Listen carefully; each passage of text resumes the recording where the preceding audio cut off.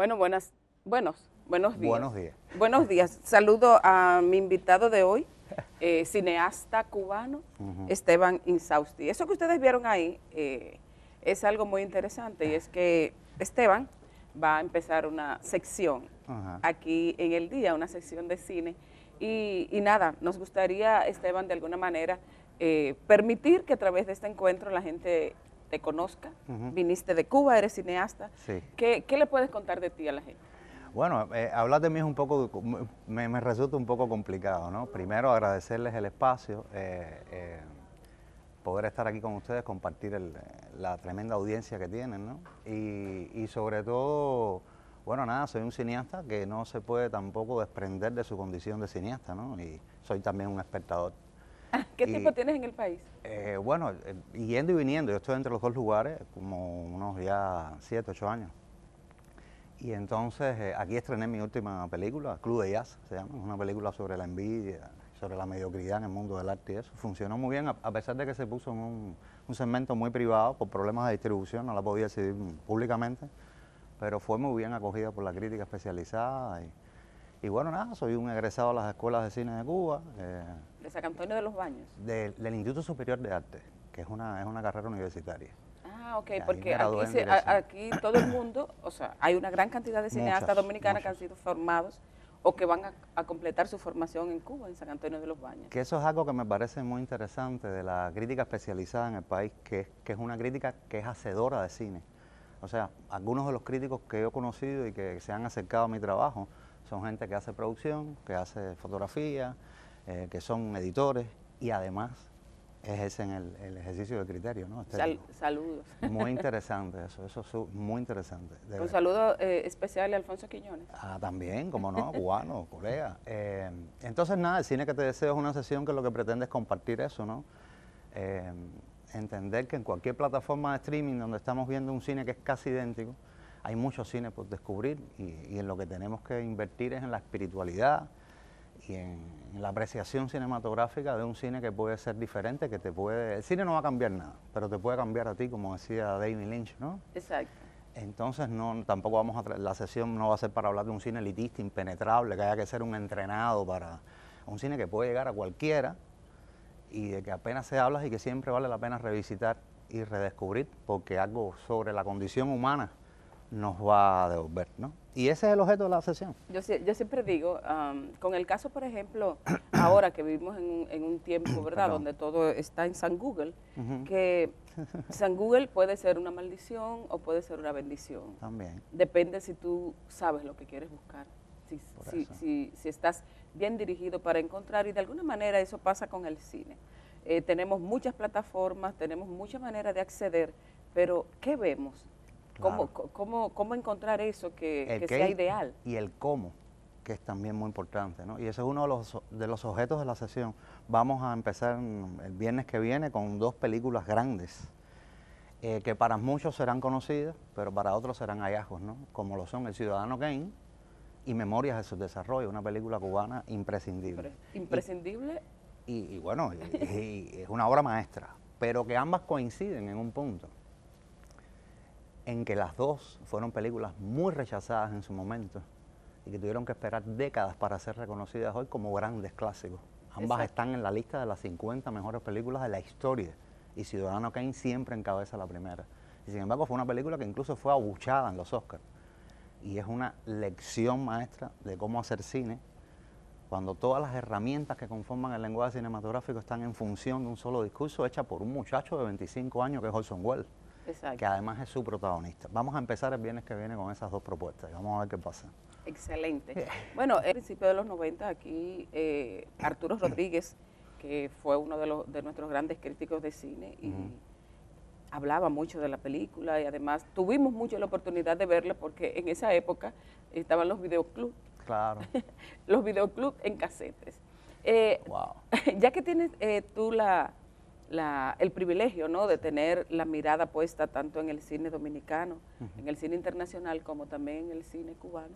Me gustaría que me dieras una opinión, cómo tú sientes que va nuestra industria y si puedes hacer alguna reflexión también acerca de lo que pasa en Cuba en este momento. A ver, no porque no tenga un sentido de pertenencia, pero sí de ética.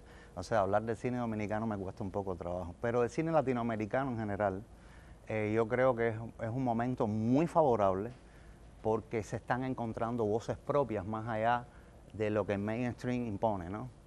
Tú empiezas a ver directores que incluso empiezan a dirigir en Europa, que son directores latinoamericanos y están dirigiendo en Holanda o en Austria y haciendo su proyecto cinematográfico con una visión particular, pero también global, que es a lo que hay que aspirar.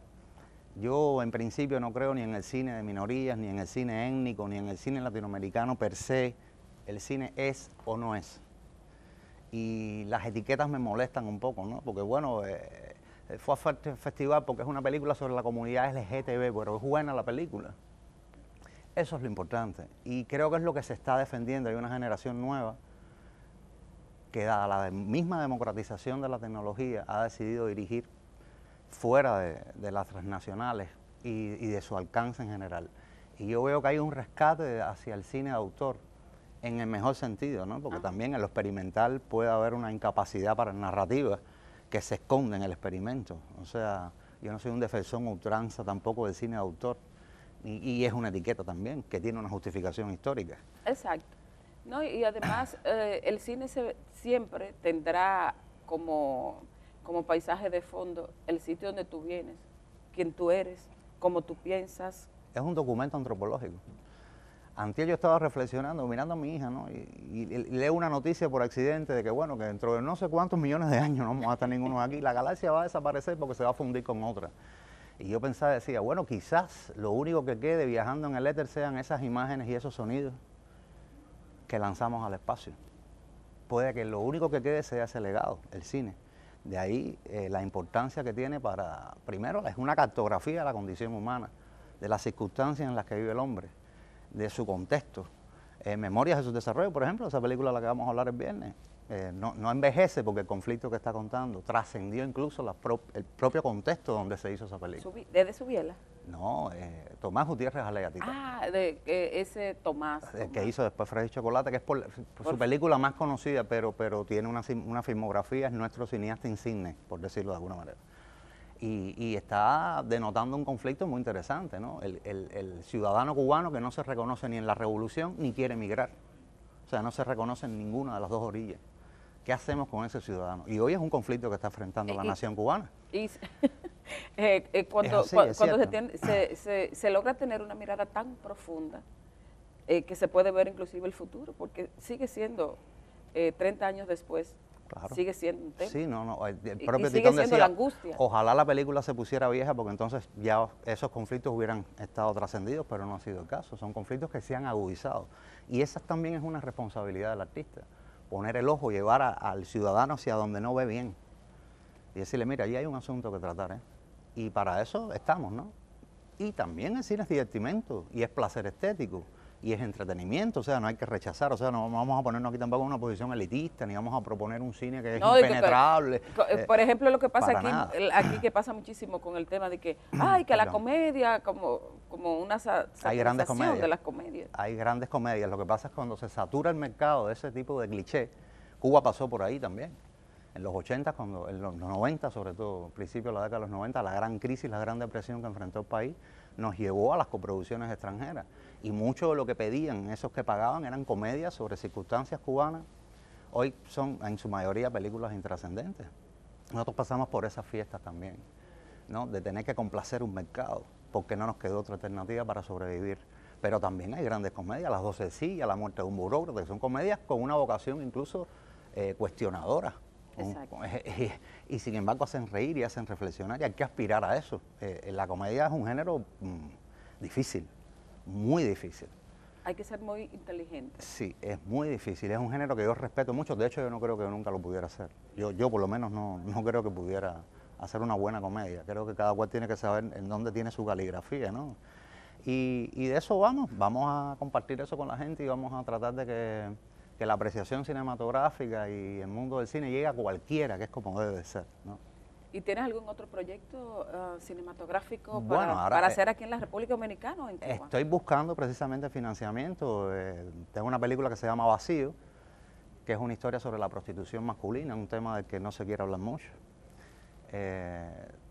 Tengo otra película que se llama Desorden, que es una versión del tercer acto de Giselle, llevado a danza contemporánea, pero mezclada entre los dos lenguajes, ficción y danza contemporánea. Es una película contada de la danza contemporánea, pero no deja de ser una historia de ficción. Lo que luego de la Segunda Guerra Mundial, después de los bombardeos de Dresden, más vigente no puede estar. Exacto.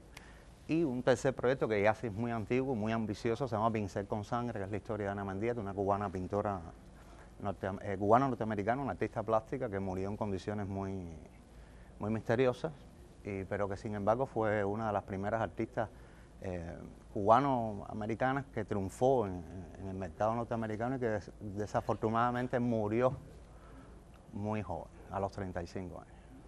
Ay, Dios mío, qué pena. Pero bueno, son proyectos, la vida sigue y el cine de alguna manera permite revivir esas grandes luminarias. Está de moda, de hecho, el biopic, las películas biográficas. Sí, acabo de ver, en un avión de regreso, acabo de ver a Elvis, que me encantó. Ya, no lo he visto. Y la verdad es que hay que apoyar el cine porque el cine forma parte de nuestro sello, forma parte de la educación y de la formación de la gente y también, por supuesto, nos da ese placer estético que tanto necesita el ser humano para seguir. Aprovecho este momento, Esteban, para darte la bienvenida al equipo. Muchísimas gracias, de verdad, por compartir con tu audiencia, por admitirme en el espacio y bueno, nada, esperemos que la sesión guste y que funcione. Así es. Y aportarle a los demás, que es lo que se trata, ser útil. Gracias, Esteban. Bueno, señores, anoche voy a pedir un cortecito porque anoche tuve la oportunidad de estar en el Centro Mirador en la inauguración de una maravillosa exposición dedicada a la protectora, a la madre protectora del pueblo dominicano, la Virgen de la Altagracia. Una exposición variada, o no variada en sí misma, es trabajando sobre una sola imagen, la imagen de la Virgen de la Altagracia, en distintas técnicas. Hay esculturas, hay pintura sobre lienzo y una de las partes más maravillosas es la parte que hacen los artesanos, que no son artesanos, son artistas, porque cada una de sus trabajos, donde ponen el cincel, sacan una obra que es única, y son los que hacen los santos de palo. Son de Bonao, hay unos que vinieron desde Afua, que también tiene una tradición de santos de palo, en una maravillosa exposición donde el Centro Mirador, Doña Purísima y Juan Guerra también les rindieron homenaje al doctor César Iván Iglesias. Tengo un cortecito de mi paso por ahí. Bueno, señores, me encuentro en el Centro Mirador, donde hoy se inaugura una nueva exposición en honor a la Virgen de la Altagracia, y esta vez estamos hablando de los santos de palos, de retablos, y aquí nos encontramos con artistas que nos van a comentar un poquito de esta exposición y de sus obras aquí. Gustavo, ¿cómo estás? Estamos bien, gracias a Dios. Qué bueno. ¿Qué tienes aquí? Un regalo de la Virgen de la Altagracia. ¿Desde cuándo estás trabajando con los santos de palo? Yo empecé en el 2002, por ahí. Empecé. Y ahí he ido avanzando y aquí estoy. ¿Tiene un efecto especial hacer un retablo de la Virgen de la Altagracia? Sí, pues me relaja y me pierdo en ella. Cuando empiezo, siempre digo que no voy a hacer mucho detalle y termino haciendo todos los detalles del mundo. Me pierdo en ella y me relaja mucho. Continuamos por aquí. ¿Cuál es la suya? Mis piezas son las hechas en tallas de madera. Son tallas en bajo relieve, donde trato de representar lo más natural posible, sin policromado, la Virgen de la Altagracia. Trato de expresar las cualidades del material. Trabajo aquí con madera de caoba criolla y roble. Para mí... Bueno, una exposición maravillosa, vayan a visitarla, vayan a verla, porque es de verdad maravilloso y hay que felicitar al pueblo dominicano, porque mañana es 21 de enero y celebramos la fiesta de la Virgen y celebramos también patronales prácticamente en todos los pueblos del país. Gracias por acompañar al equipo del día. Mañana no se pierdan esta misma semana con Uchi y Diana Lora y por supuesto el lunes de nuevo aquí, que el 21 de enero es festivo, pero cae sábado. Así que el lunes a trabajar. Buen fin de semana.